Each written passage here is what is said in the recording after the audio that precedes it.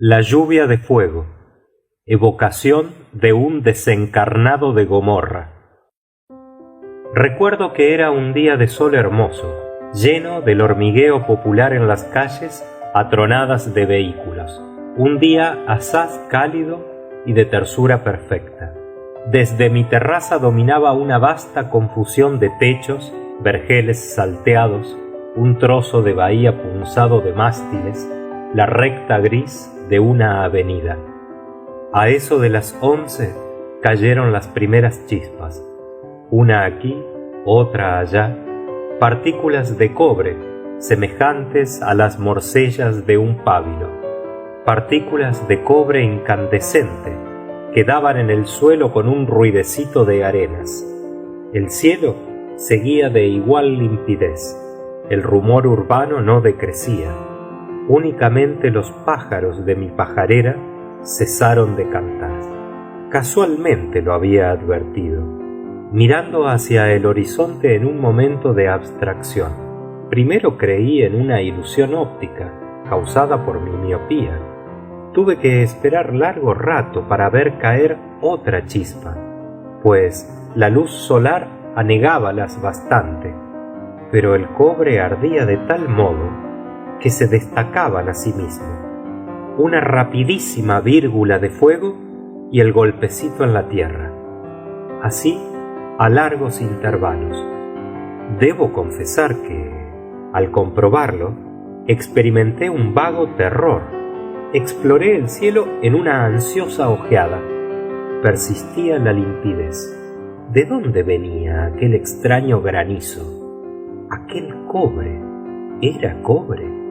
Acababa de caer una chispa en mi terraza, a pocos pasos. Extendí la mano. Era, a no caber duda, un gránulo de cobre que tardó mucho en enfriarse. Por fortuna, la brisa se levantaba, inclinando aquella lluvia singular hacia el lado opuesto de mi terraza. Las chispas eran harto ralas, además. Podía creerse por momentos que aquello había ya cesado. No cesaba. Uno que otro, eso sí, pero caían siempre los temibles gránulos. En fin, aquello no había de impedirme almorzar, pues era el mediodía. Bajé al comedor, atravesando el jardín, no sin cierto miedo de las chispas. Verdad es que el toldo corrido para evitar el sol me resguardaba. ¿Me resguardaba? Alcé los ojos, pero un toldo tiene tantos poros que nada pude descubrir. En el comedor me esperaba un almuerzo admirable, pues mi afortunado celibato sabía dos cosas sobre todo: leer y comer. Excepto la biblioteca, el comedor era mi orgullo. Ahito de mujeres y un poco gotoso. En punto a vicios amables, nada podía esperar ya, sino de la gula. Comía solo, mientras un esclavo me leía narraciones geográficas. Nunca había podido comprender las comidas en compañía. Y si las mujeres me hastiaban, como he dicho, ya comprenderéis que aborrecía a los hombres. 10 años me separaban de mi última orgía. Desde entonces, entregado a mis jardines, a mis peces, a mis pájaros, faltábame tiempo para salir. Alguna vez, en las tardes muy calurosas, un paseo a la orilla del lago. Me gustaba verlo, escamado de luna al anochecer, pero esto era todo, y pasaba meses sin frecuentarlo. La vasta ciudad libertina era para mí un desierto donde se refugiaban mis placeres. Escasos amigos, breves visitas, largas horas de mesa, lecturas, mis peces, mis pájaros, una que otra noche tal cual orquesta de flautistas y 2 o 3 ataques de gota por año. Tenía el honor de ser consultado para los banquetes, y por ahí figuraban, no sin elogio, 2 o 3 salsas de mi invención. Esto me daba derecho, lo digo sin orgullo, a un busto municipal, con tanta razón como a la compatriota que acababa de inventar un nuevo beso. Entretanto, mi esclavo leía narraciones de mar y de nieve, que comentaban admirablemente en la ya entrada siesta el generoso frescor de las ánforas. La lluvia de fuego había cesado quizá, pues la servidumbre no daba muestras de notarla. De pronto, el esclavo que atravesaba el jardín con un nuevo plato no pudo reprimir un grito. Llegó, no obstante, a la mesa, pero acusando con su lividez un dolor horrible. Tenía en su desnuda espalda un agujerillo, en cuyo fondo sentíase chirriar aún la chispa voraz que lo había abierto. Ahogámosla en aceite, y fue enviado al lecho sin que pudiera contener sus ayes. Bruscamente acabó mi apetito, y aunque seguí probando los platos para no desmoralizar a la servidumbre, aquella se apresuró a corresponderme. El incidente me había desconcertado. Promediaba la siesta cuando subí nuevamente a la terraza. El suelo estaba ya sembrado de gránulos de cobre, mas no parecía que la lluvia aumentara. Comenzaba a tranquilizarme cuando una nueva inquietud me sobrecogió. El silencio era absoluto. El tráfico estaba paralizado a causa del fenómeno, sin duda. Ni un rumor en la ciudad. Solo, de cuando en cuando, un vago murmullo de viento sobre los árboles. Era también alarmante la actitud de los pájaros. Habíanse apelotonado en un rincón, casi unos sobre otros. Me dieron compasión y decidí abrirles la puerta. No quisieron salir. Antes se recogieron más acongojados aún. Entonces comenzó a intimidarme la idea de un cataclismo. Sin ser grande mi erudición científica, sabía que nadie mencionó jamás esas lluvias de cobre incandescente. Lluvias de cobre. En el aire no hay minas de cobre. Luego, aquella limpidez del cielo no dejaba conjeturar su procedencia. Y lo alarmante del fenómeno era esto: las chispas venían de todas partes y de ninguna. Era la inmensidad desmenuzándose invisiblemente en fuego. Caía del firmamento el terrible cobre, pero el firmamento permanecía impasible en su azul. Ganábame poco a poco una extraña congoja. Pero, cosa rara, hasta entonces no había pensado en huir. Esta idea se mezcló con desagradables interrogaciones. ¿Huir? ¿Y mi mesa? ¿Mis libros? ¿Mis pájaros? ¿Mis peces, que acababan precisamente de estrenar un vivero? ¿Mis jardines, ya ennoblecidos de antigüedad? ¿Mis 50 años de placidez en la dicha del presente, en el descuido del mañana? ¿Huir? Y pensé con horror en mis posesiones que no conocía del otro lado del desierto, con sus camelleros viviendo en tiendas de lana negra y tomando por todo alimento leche cuajada, trigo tostado, miel agria. Quedaba una fuga por el lago, corta fuga después de todo, si en el lago como en el desierto, según era lógico, llovía cobre también. Pues, no viniendo aquello de ningún foco visible, debía ser general. No obstante, el vago terror que me alarmaba decíame todo eso claramente. Lo discutía conmigo mismo, un poco enervado a la verdad, por el letargo digestivo de mi siesta consuetudinaria. Y después de todo, algo me decía que el fenómeno no iba a pasar de allí. Sin embargo, nada se perdía con hacer armar el carro. En ese momento llenó el aire una vasta vibración de campanas, y casi junto con ella advertí una cosa: ya no llovía cobre. El repique era una acción de gracias, coreada casi acto continuo por el murmullo habitual de la ciudad. Esta despertaba de su fugaz atonía, doblemente gárrula. En algunos barrios hasta quemaban petardos.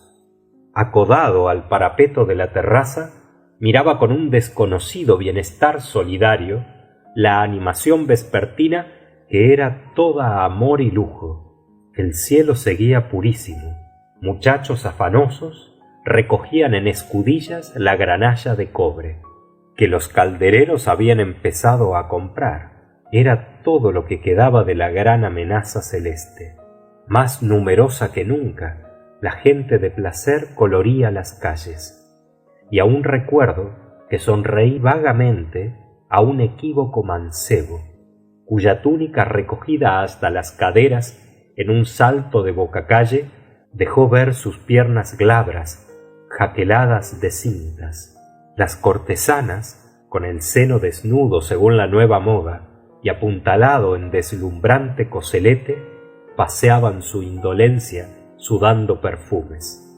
Un viejo lenón, erguido en su carro, manejaba como si fuese una vela una hoja de estaño, que, con apropiadas pinturas, anunciaba amores monstruosos de fieras, ayuntamientos de lagartos con cisnes, un mono y una foca, una doncella cubierta por la delirante pedrería de un pavo real.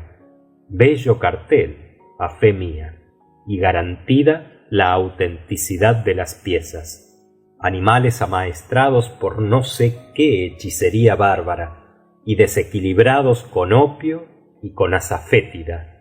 Seguido por 3 jóvenes enmascaradas, pasó un negro amabilísimo, que dibujaba en los patios, con polvos de colores derramados al ritmo de una danza, escenas secretas. También depilaba al oropimente y sabía dorar las uñas. Un personaje fofo, cuya condición de eunuco se adivinaba en su morbidez, pregonaba al son de crótalos de bronce, cobertores de un tejido singular que producía el insomnio y el deseo.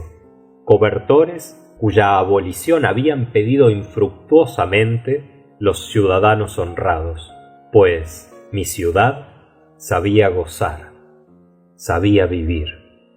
Al anochecer recibí 2 visitas que cenaron conmigo, un condiscípulo jovial, matemático cuya vida desarreglada era el escándalo de la ciencia, y un agricultor enriquecido. La gente sentía necesidad de visitarse después de aquellas chispas de cobre, de visitarse y de beber, pues ambos se retiraron completamente borrachos. Yo hice una rápida salida. La ciudad, caprichosamente iluminada, había aprovechado la coyuntura para decretarse una noche de fiesta. En algunas cornisas alumbraban perfumando lámparas de incienso. Desde sus balcones, las jóvenes burguesas excesivamente ataviadas se divertían en proyectar de un soplo a las narices de los transeúntes distraídos tripas pintarrajeadas y crepitantes de cascabeles. En cada esquina se bailaba. De balcón a balcón cambiábanse flores y gatitos de dulce. El césped de los parques palpitaba de parejas. Regresé temprano y rendido. Nunca me acogí al lecho con más grata pesadez de sueño. Desperté bañado en sudor, los ojos turbios, la garganta reseca. Había afuera un rumor de lluvia. Buscando algo, me apoyé en la pared y por mi cuerpo corrió como un latigazo el escalofrío del miedo. La pared estaba caliente y conmovida por una sorda vibración. Casi no necesité abrir la ventana para darme cuenta de lo que ocurría. La lluvia de cobre había vuelto, pero esta vez nutrida y compacta. Un caliginoso vaho sofocaba la ciudad. Un olor entre fosfatado y urinoso apestaba el aire. Por fortuna, mi casa estaba rodeada de galerías y aquella lluvia no alcanzaba a las puertas. Abrí la que daba al jardín. Los árboles estaban negros, ya sin follaje. El piso cubierto de hojas carbonizadas. El aire, rayado de vírgulas de fuego, era de una paralización mortal. Y por entre aquellas se divisaba el firmamento, siempre impasible, siempre celeste. Llamé en vano, penetré hasta los aposentos famularios.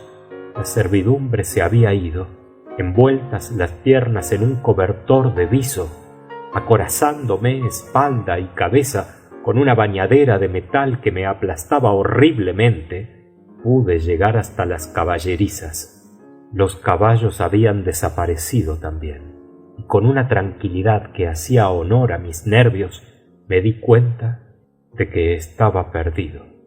Afortunadamente el comedor se encontraba lleno de provisiones. Su sótano, atestado de vinos. Bajé a él. Conservaba todavía su frescura. Hasta su fondo no llegaba la vibración de la pesada lluvia, el eco de su grave crepitación. Bebí una botella y luego extraje de la alacena secreta el pomo de vino envenenado. Todos los que teníamos bodega poseíamos uno, aunque no lo usáramos ni tuviéramos convidados cargosos. Era un licor claro e insípido, de efectos instantáneos. Reanimado por el vino, examiné mi situación. Era asaz sencilla. No pudiendo huir, la muerte me esperaba, pero con el veneno aquel, la muerte me pertenecía. Y decidí ver eso todo lo posible, pues era, a no dudarlo, un espectáculo singular. Una lluvia de cobre incandescente, la ciudad en llamas. Valía la pena. Subí a la terraza, pero no pude pasar de la puerta que daba acceso a ella. Veía desde allí lo bastante, sin embargo. Veía y escuchaba. La soledad era absoluta. La crepitación no se interrumpía sino por uno que otro ululato de perro o explosión anormal. El ambiente estaba rojo y a su través troncos, chimeneas, casas blanqueaban con una lividez tristísima. Los pocos árboles que conservaban follaje retorcíanse, negros, de un negro de estaño. La luz había decrecido un poco, no obstante de persistir la limpidez celeste. El horizonte estaba, esto sí, mucho más cerca, y como ahogado en cenizas. Sobre el lago flotaba un denso vapor que algo prevenía la extraordinaria sequedad del aire. Percibíase claramente la combustible lluvia, en trazos de cobre que vibraban como el cordaje innumerable de un arpa, y de cuando en cuando mezclábanse con ellas ligeras flámulas. Humaredas negras anunciaban incendios aquí y allá. Mis pájaros comenzaban a morir de sed y hube de bajar hasta el aljibe para llevarles agua. El sótano comunicaba con aquel depósito, vasta cisterna que podía resistir mucho al fuego celeste. Mas por los conductos que del techo y de los patios desembocaban allá, habíase deslizado algún cobre, y el agua tenía un gusto particular, entre natrón y orina, con tendencia a salarse. Bastóme levantar las trampillas de mosaico que cerraban aquellas vías para cortar a mi agua toda comunicación con el exterior. Esa tarde y toda la noche fue horrendo el espectáculo de la ciudad. Quemada en sus domicilios, la gente huía despavorida. para arderse en las calles, en la campiña desolada, y la población agonizó bárbaramente, con ayes y clamores de una amplitud, de un horror, de una variedad estupendas. No hay nada tan sublime como la voz humana, el derrumbe de los edificios, la combustión de tantas mercancías y efectos diversos, y más que todo, la incineración de tantos cuerpos, acabaron por agregar al cataclismo el tormento de su hedor infernal. Al declinar el sol, el aire estaba casi negro de humo y de polvaredas. Las flámulas que danzaban por la mañana entre el cobre pluvial eran ahora llamaradas siniestras. Empezó a soplar un viento ardentísimo, denso, como alquitrán caliente. Parecía que se estuviese en un inmenso horno sombrío. Cielo, tierra, aire, todo acababa. No había más que tinieblas y fuego. ¡Ah!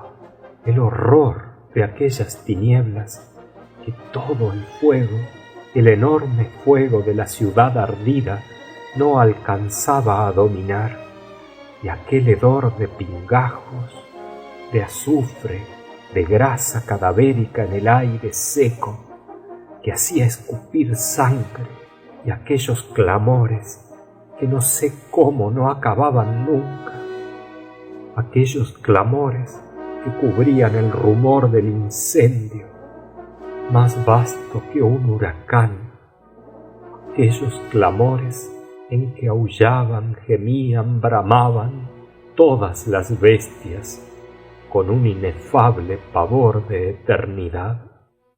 Mi casa empezaba a arder. Bajé a la cisterna, sin haber perdido hasta entonces mi presencia de ánimo, pero enteramente erizado con todo aquel horror, y al verme de pronto en esa obscuridad amiga, al amparo de la frescura, ante el silencio del agua subterránea, me acometió de pronto un miedo que no sentía, estoy seguro, desde 40 años atrás, el miedo infantil de una presencia enemiga y difusa, y me eché a llorar como un loco, a llorar de miedo, allá en un rincón, sin rubor alguno. No fue sino muy tarde, cuando al escuchar el derrumbe de un techo, se me ocurrió apuntalar la puerta del sótano. Hícelo así con su propia escalera y algunos barrotes de la estantería, devolviéndome aquella defensa alguna tranquilidad, no porque hubiera de salvarme, sino por la benéfica influencia de la acción. Cayendo a cada instante en modorras que entrecortaban funestas pesadillas, pasé las horas. Continuamente oía derrumbes allá cerca. Había encendido 2 lámparas que traje conmigo, para darme valor, pues la cisterna era asaz lóbrega. Hasta llegué a comer, bien que sin apetito, los restos de un pastel. En cambio, bebí mucha agua. De repente, mis lámparas empezaron a amortiguarse, y junto con eso, el terror paralizante esta vez me asaltó. Había gastado, sin advertirlo, toda mi luz, pues no tenía sino aquellas lámparas.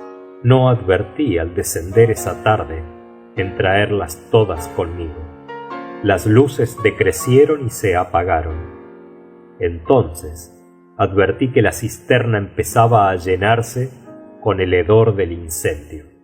No quedaba otro remedio que salir, y luego todo era preferible a morir asfixiado como una alimaña en su cueva.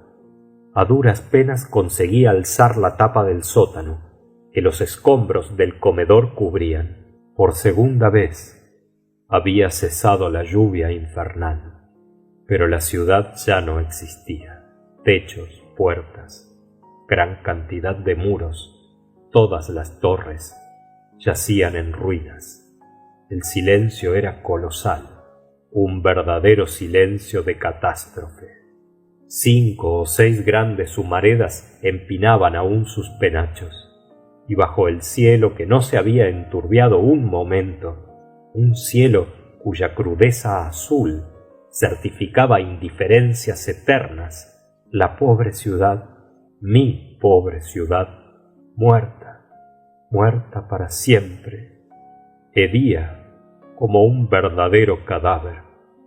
La singularidad de la situación, lo enorme del fenómeno, y sin duda también el regocijo de haberme salvado, único entre todos, cohibían mi dolor, reemplazándolo por una curiosidad sombría. El arco de mi zaguán había quedado en pie, y asiéndome de las adarajas pude llegar a su cima. No quedaba un solo resto combustible, y aquello se parecía mucho a un escorial volcánico. A trechos, en los parajes que la ceniza no cubría, brillaba con un bermejor de fuego el metal llovido. Hacia el lado del desierto resplandecía hasta perderse de vista un arenal de cobre. En las montañas, a la otra margen del lago, las aguas evaporadas de éste condensábanse en una tormenta. Eran ellas las que habían mantenido respirable el aire durante el cataclismo. El sol brillaba inmenso, y aquella soledad empezaba a agobiarme con una honda desolación cuando hacia el lado del puerto percibí un bulto que vagaba entre las ruinas. Era un hombre, y habíame percibido ciertamente, pues se dirigía a mí. No hicimos ademán alguno de extrañeza cuando llegó, y trepando por el arco vino a sentarse conmigo. Tratábase de un piloto, salvado como yo en una bodega, pero apuñaleando a su propietario. Acababa de agotársele el agua y por ello salía. Asegurado a este respecto, empecé a interrogarle. Todos los barcos ardieron, los muelles, los depósitos, y el lago habíase vuelto amargo. Aunque advertí que hablábamos en voz baja, no me atreví, ignoro por qué, a levantar la mía. Ofrecíle mi bodega, donde quedaban aún 2 docenas de jamones, algunos quesos, todo el vino. De repente notamos una polvareda hacia el lado del desierto, la polvareda de una carrera, alguna partida que enviaban quizá en socorro los compatriotas de Adama o de Seboin. Pronto hubimos de sustituir esta esperanza por un espectáculo tan desolador como peligroso. Era un tropel de leones, las fieras sobrevivientes del desierto, que acudían a la ciudad como a un oasis, furiosos de sed, enloquecidos de cataclismo. La sed y no el hambre era lo que los enfurecía, pues pasaron junto a nosotros sin advertirnos. ¿Y en qué estado venían? Nada como ellos demostraba tan lúgubremente la catástrofe. Pelados como gatos sarnosos, reducida a escasos chicharrones la crin, secos los ijares, en una desproporción de cómicos a medio vestir con la fiera cabezota, el rabo agudo y crispado como el de una rata que huye, las garras pustulosas, chorreando sangre, todo aquello decía a las claras sus 3 días de horror bajo el azote celeste, al azar de las inseguras cavernas que no habían conseguido ampararlos. Rondaban los surtidores secos con un desvarío humano en sus ojos y bruscamente reemprendían su carrera en busca de otro depósito, agotado también, hasta que sentándose por último en torno del postrero, con el calcinado hocico en alto, la mirada vagorosa de desolación y de eternidad, quejándose al cielo, estoy seguro, pusiéronse a rugir. Ah, nada, ni el cataclismo con sus horrores, ni el clamor de la ciudad moribunda era tan horroroso como ese llanto de bestia sobre las ruinas. Aquellos rugidos tenían una evidencia de palabra, lloraban quién sabe qué dolores de inconsciencia y de desierto a alguna divinidad obscura.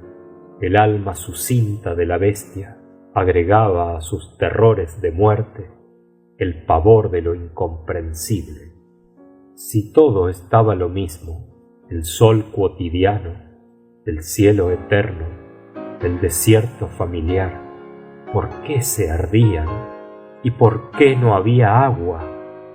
Y careciendo de toda idea de relación con los fenómenos, su horror era ciego, es decir, más espantoso. El transporte de su dolor elevábalos a cierta vaga noción de proveniencia ante aquel cielo de donde había estado cayendo la lluvia infernal, y sus rugidos preguntaban ciertamente algo a la cosa tremenda que causaba su padecer. Ah, esos rugidos, lo único de grandioso que conservaban aún aquellas fieras disminuidas, cuál comentaban el horrendo secreto de la catástrofe, cómo interpretaban en su dolor irremediable la eterna soledad, el eterno silencio, la eterna sed. Aquello no debía durar mucho. El metal candente empezó a llover de nuevo, más compacto, más pesado que nunca. En nuestro súbito descenso alcanzamos a ver que las fieras se desbandaban buscando abrigo bajo los escombros. Llegamos a la bodega, no sin que nos alcanzaran algunas chispas, y comprendiendo que aquel nuevo chaparrón iba a consumar la ruina, me dispuse a concluir. Mientras mi compañero abusaba de la bodega, por primera y última vez, a buen seguro, decidí aprovechar el agua de la cisterna en mi baño fúnebre, y después de buscar inútilmente un trozo de jabón, descendí a ella por la escalinata que servía para efectuar su limpieza. Llevaba conmigo el pomo de veneno, que me causaba un gran bienestar, apenas turbado por la curiosidad de la muerte. El agua fresca y la obscuridad me devolvieron a las voluptuosidades de mi existencia de rico que acababa de concluir. Hundido hasta el cuello, el regocijo de la limpieza y una dulce impresión de domesticidad acabaron de serenarme.